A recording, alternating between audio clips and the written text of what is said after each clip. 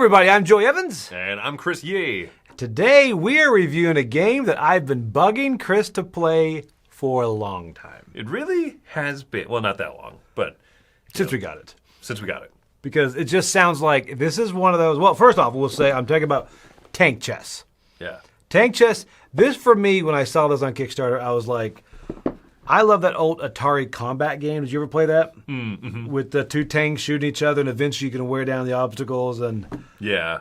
Oh, I liked that game. I love stuff like that. All the different, I've played a lot of different like freeware versions of it too, where you're calculating arcs and angles and stuff. Yeah. Yeah, because some of the tanks would like bounce and yeah. So that was what I wanted going into this. What I expected was chess. Right. But with tanks. See, he focused on the chess. I focused on the tanks. So before we see where it landed, let's first show you how it's played. Okay, we are set up for a game of tank chess here, and this is going to be a quick overview. I'm not going to go through all the rules because there's a lot of rule modes that go with this, but this is kind of to give you a feel of how the game plays. It honestly feels like an old school video game mixed with chess, but pretty much each person has tanks. You've got white and black here, and then you're also going to have some obstacles. Now, the obstacles on this is the starter board here. You also have different boards available, and you also have some obstacles that you can put out or even cut up your own. So you kind of do your own scenarios as far as that goes. First off, how do you play the game and how do you win? Well, the way you win is your command tank. That's going to be this guy right here. He's got the little antenna on there. That is going to be your command tank. The way you win is to take out the opponent's command tank or to have your command tank escape from their side of the board, straight off. So he has to get all the way over there. But don't worry, he's got some friends here to protect him. Now, each of these tanks are different the way they move and attack. Now, one thing I do like this game did is, you'll take a look, they have player aids after player aids. This is going to tell what each of your tanks does. Each player is going to get one of these, and they're also going to get cards. So they can look at the cards, and it's going to tell them exactly what each of their tanks does. Let's go through these. First off, let's start with the light tank. You're going to see this right here. This tells you what the light tank does. Now, they all have a range of 2+, except the mortar. We'll get to that in a moment. A range of 2+, meaning this. Let's put them out here. If these tanks are here, then he can shoot him just like that. Or, if it's over here, he can shoot him just like this.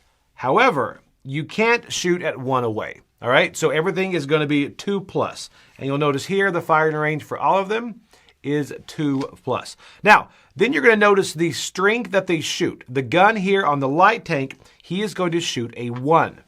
All right, so what does that mean? Well, this shows a 1 is where it hits, is how strong that gun is, but also you're going to see the armor on the different tanks, depending on if it's hit from the front or the sides or the back. So let's take a look at this. Let's say this just happened, and it is boom, boom, boom, 1 on. Well, then it has to be, the gun has to be higher than the armor it hits. So, just like this, it's going to be a stalemate. Neither tank is going to win. However, if this tank can roll around and hit from the side, then it's going to take out this tank. And one shot will take out a tank. If you take out a tank, it is just flipped over like that. It now becomes an obstacle in the game. So that's how shooting works. Now, real quick, we'll go to what a turn looks like. And sorry, this board is kind of not flat. It does kind of tilt back and forth. So you need to give it time to kind of lay out or get those board butler things. Anyway, so what happens on your turn is you're going to take your move value, your speed. And the speed is going to be different no matter what the tanks are. So speed is 5, meaning you can go 1, and then turning is also 2, a movement, 3, 4, 5.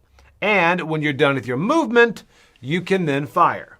And your tank can also go in reverse, but if it goes in reverse, you pretty much ignore the movement value or the speed. You can only go back 1 spot, because tanks are pretty slow moving backwards. So let's go through the rest of these tanks. First off, when you get to one of these boards here, you're going to see what to put down there because of the icons. Every single tank has a different icon here. Light tank, medium tank, heavy tank, tank destroyer, heavy mortar, just like that. So you're going to see those as you set up. If you're going to set up one of their pre-designed games. Everything's going to tell you where it goes. Let's go through these really quickly. This light tank here, he's going to have a max speed of 5. His gun is only a 1, and he has no armor, a 0 armor on the sides and the rear, meaning if he gets hit, he's gone. But take a look at his firing direction. Is going to be front, right here, and then left and right. And again, unlimited range on these guys, right?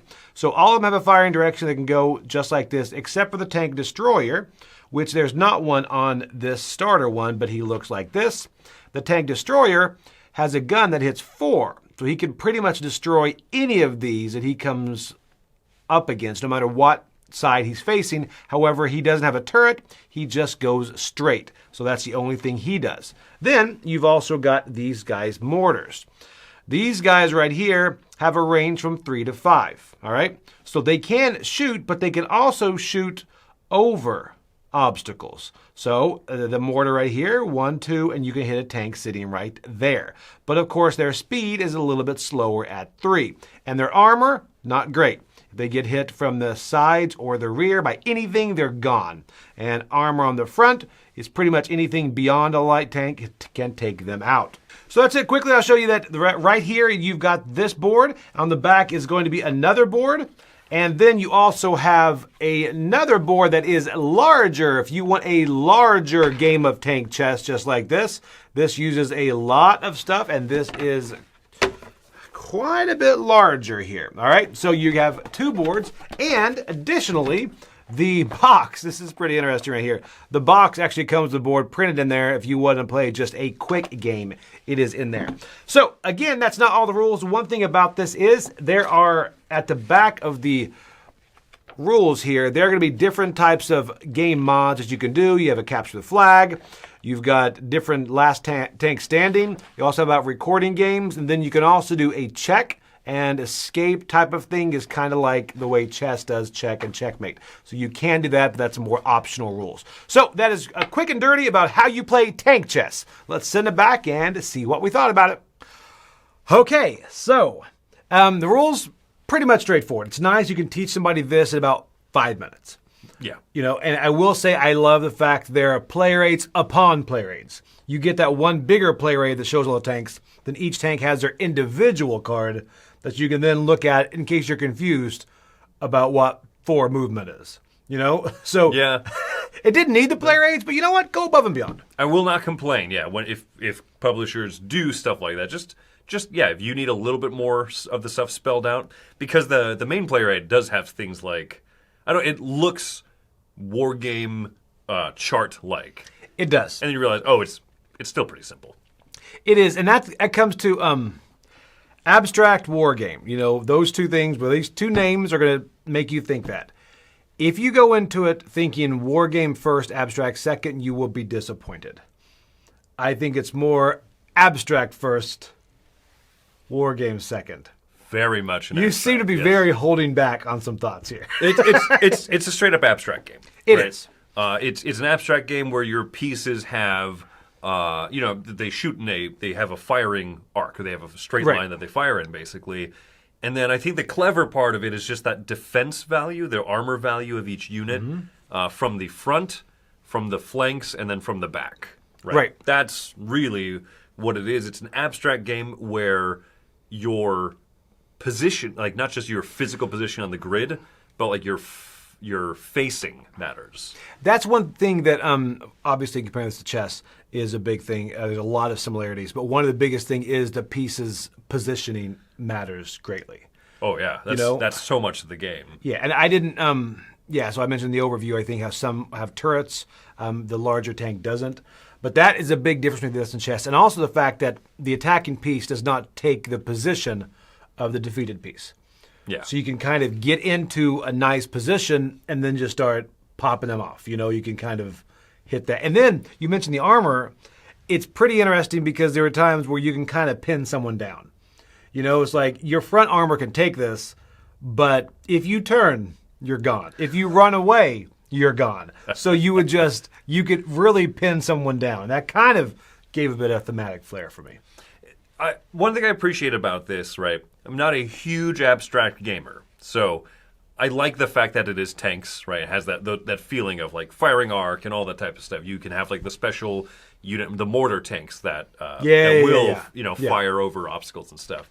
But I do appreciate that it reminds me a little bit of Onitama, where there's the two different winning conditions, right? Right.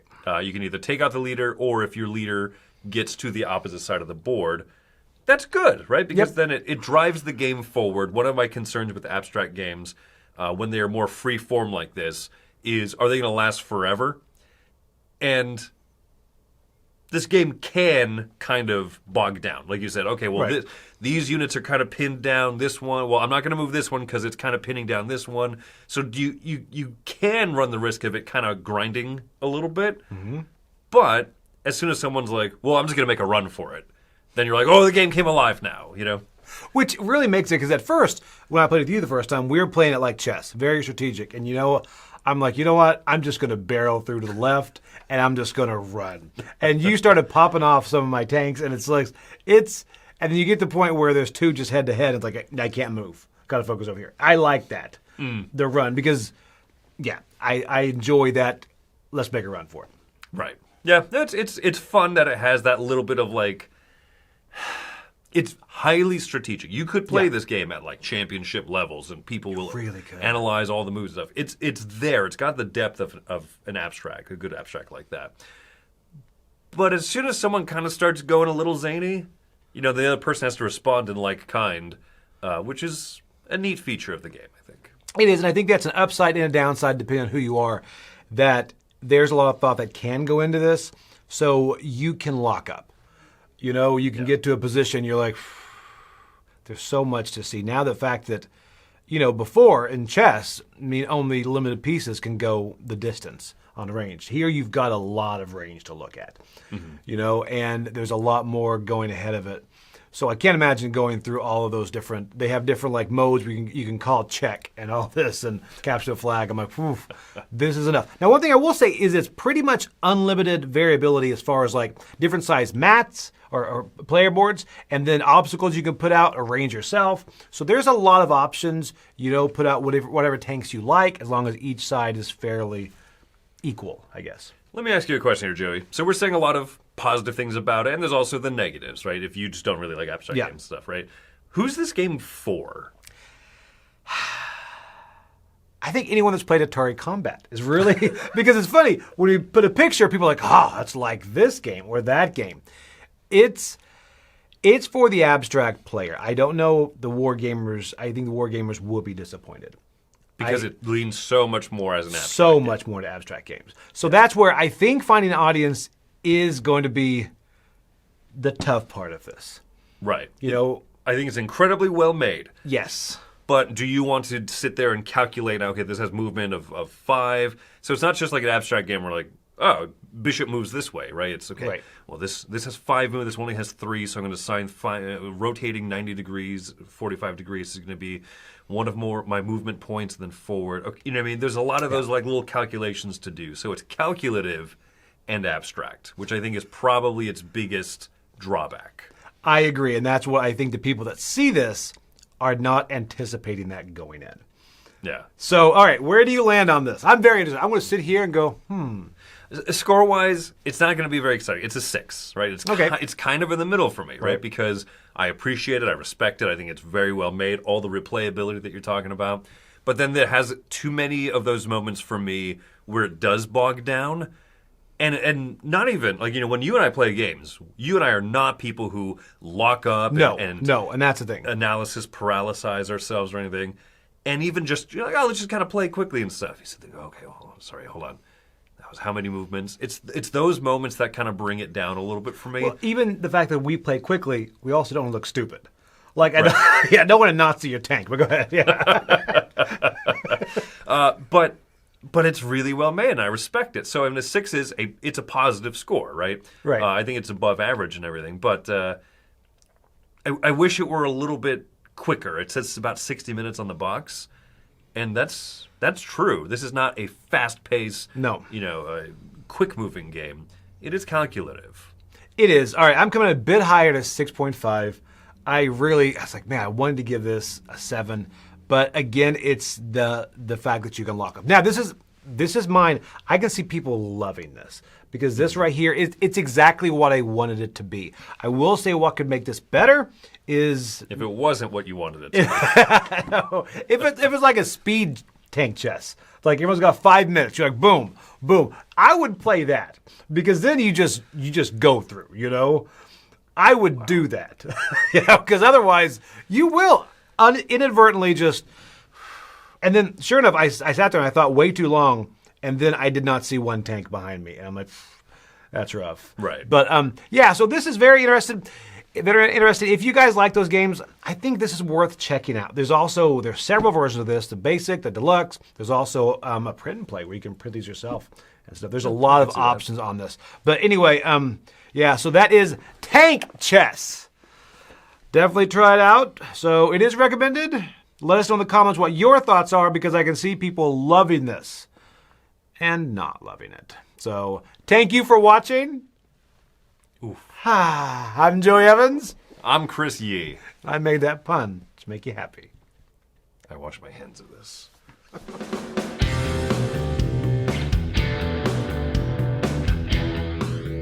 Hey folks, thanks for joining us for that video. If you haven't yet, like the video, subscribe to the channel, and hey, make sure you check out what's happening where I'll cover an app on an iOS or a Switch device, and you can check it out along with me. Thanks very much.